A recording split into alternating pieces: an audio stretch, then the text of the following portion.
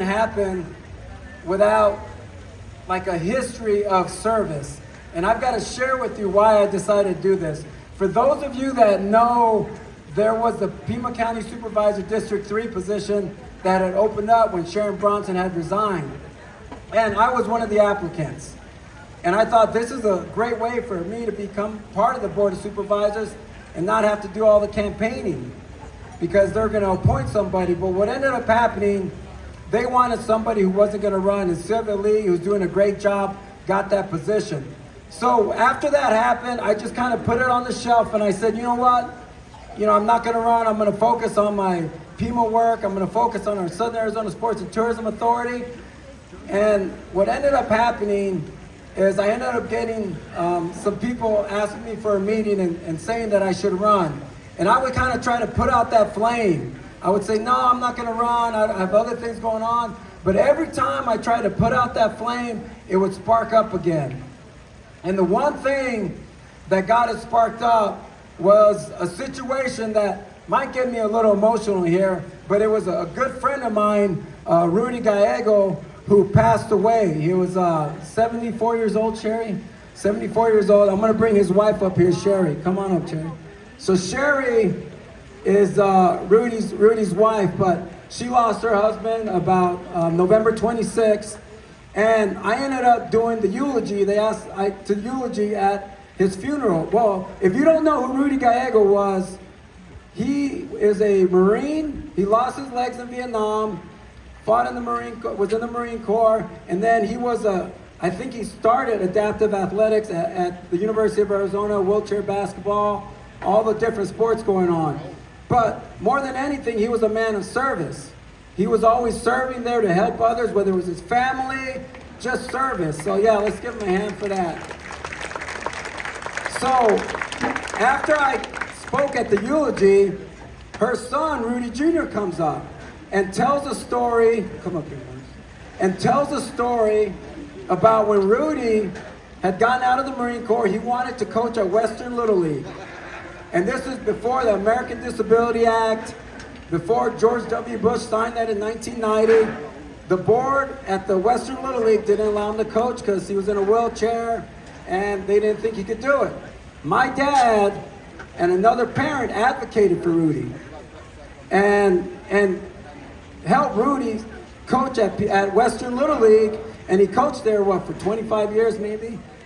He started in 1980, and he coached his kids, he coached his grandkids, and his great-grandkids, and he was just a man of service.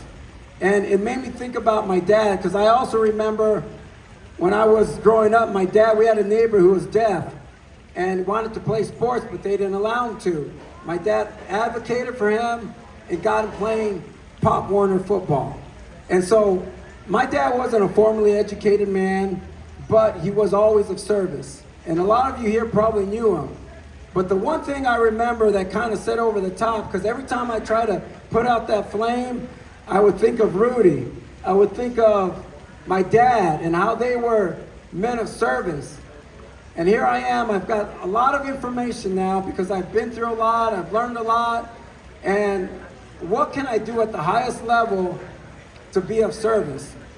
And the one thing I want to go back to real quick, I think we've got a couple of people, El Rio Golf Course, great golf course, right? Well, my dad was a groundskeeper at El Rio Golf Course. He was one of his favorite jobs, but something happened.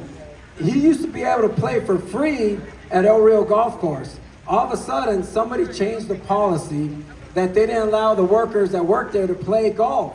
And I remember my dad being really upset about this. He was like, we take care of these greens. We throw out trash, even when we're not working. And he was really upset about it. And I remember one thing he said. He said, I understand policy. And when it comes to policy, you got to do things right. But when it comes to people, you got to do the right thing. And that just sat for me. And I really believe that in order to get anything done of any magnitude, it's got to be done at the policy level, and that's on the Board of Supervisors. To get it done at the state level, it's got to be done at the legislative level.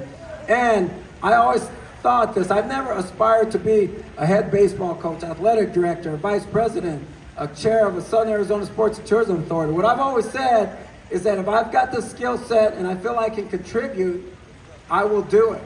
And this is something I feel I really got a passion for.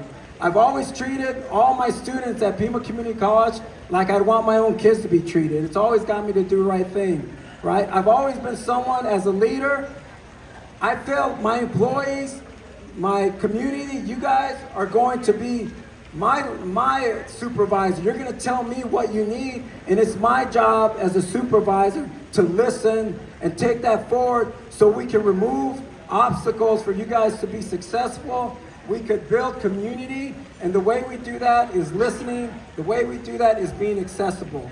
And I will always be accessible to you. If you look at my cards, and I've had this for the last 27 years, on all my business cards, it has my personal cell number on there. Because I think as leaders, as politicians, as administrators, we should always be accessible to those we serve. So thank you for being here, Sherry. Thank you for being my inspiration.